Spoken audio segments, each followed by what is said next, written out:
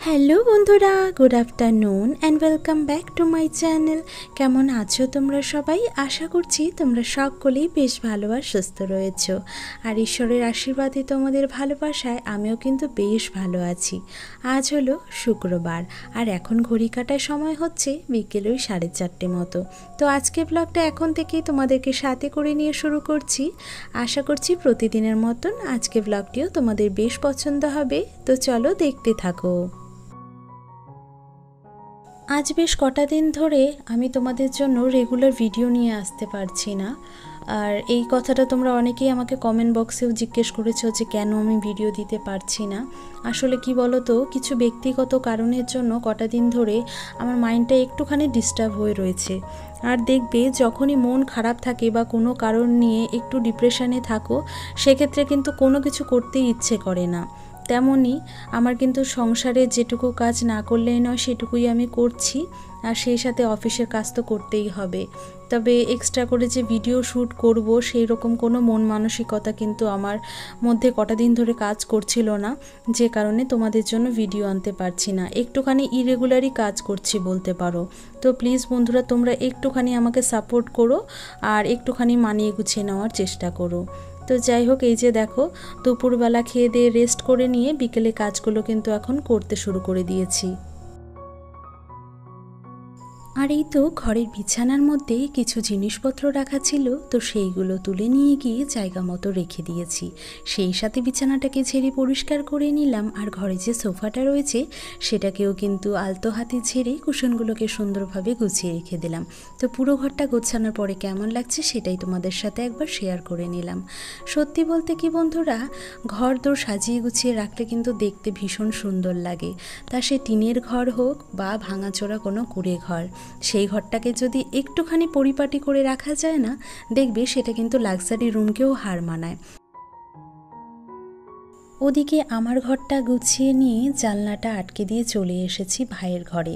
আর এখন জানো তো, কটা দিন ধরে যেহেতু রাতের বেলা বেশ ঝড় বৃষ্টি হচ্ছে, তো সেই কারণে না জল জায়গায় জায়গায় জমে যাচ্ছে, আর সেক্ষেত্রে মশার উপদ্রব প্রচণ্ড হারে বেড়ে গিয়েছে। যে কারণে আমি যদি সন্ধ্যের আগে জানলাটা না আটকে রাখি, ঘরে একদম টেকা যায় না সন্ধ্যের পরে, জানো তো। সেই জন্যই ঘরের জানলাটা আটকে এদিকে ভাইয়ের ঘরটা একটুখানি গোছগাছ করতে চলে এসেছি।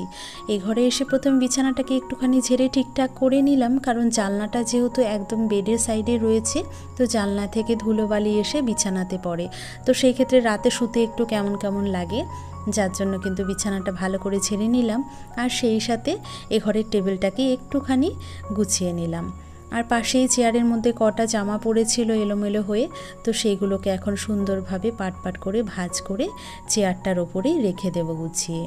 কারণ আলনাটা দেখলাম বেশ গোছানোই রয়েছে, তাই আলনাটা গোছানোর আজ আর প্রয়োজন পড়লো না। আর এই যে চেয়ারের ওপরে ভাইয়ের ডেইলি ব্যবহারের শার্ট প্যান্টগুলো রয়েছে, তো এখানেই রেখে দিলাম। তো চলো, দেখতে দেখতে পুরো ঘরটা কিন্তু আমি গুছিয়ে নিয়েছি। সেই সাথে যতটা ক্লিন করা সম্ভব ততটা কিন্তু ক্লিনও করে নিলাম। তো এখন ঝটপট করে পুরো ঘরটাকে ঝেড়ে নিই চলো। আর এতক্ষণ পর্যন্ত যে সকল বন্ধুরা আমার আজকের এই ভিডিওটি ধৈর্য সহকারে দেখেছো, আমি ধরে নিতেই পারি যে ভিডিওটি তোমাদের ভালো লেগেছে।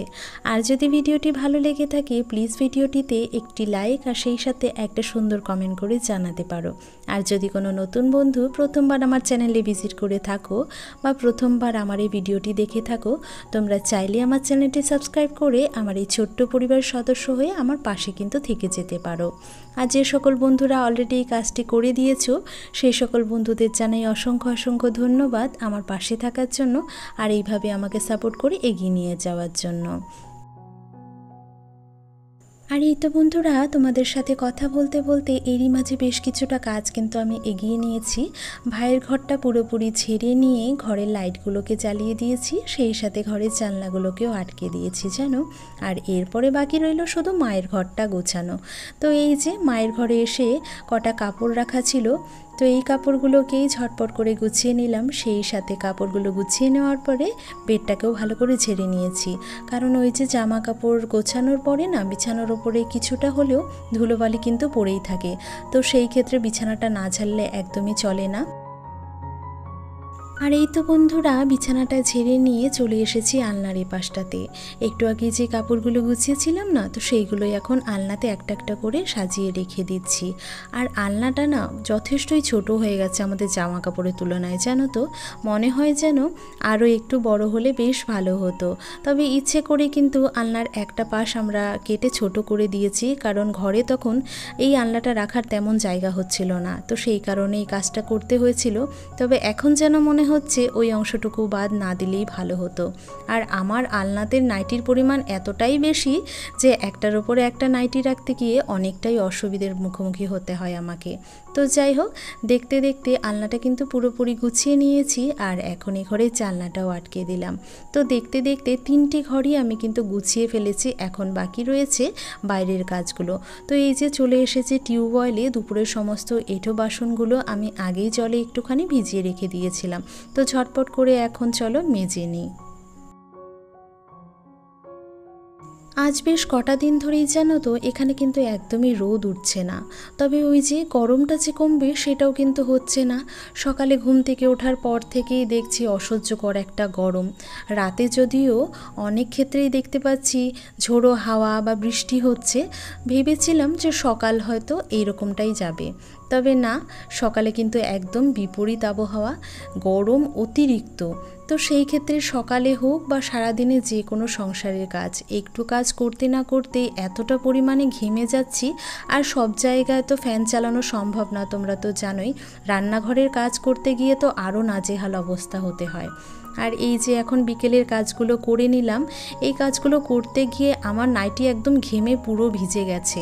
তো সেই ক্ষেত্রে আমি যদি এখন এক বালতি জল না ঢালি, বিশেষ করে টিউবওয়েলের জল, আমি যতক্ষণ না ঢালতে পারছি ততক্ষণ যেন আমার রেহাই নেই।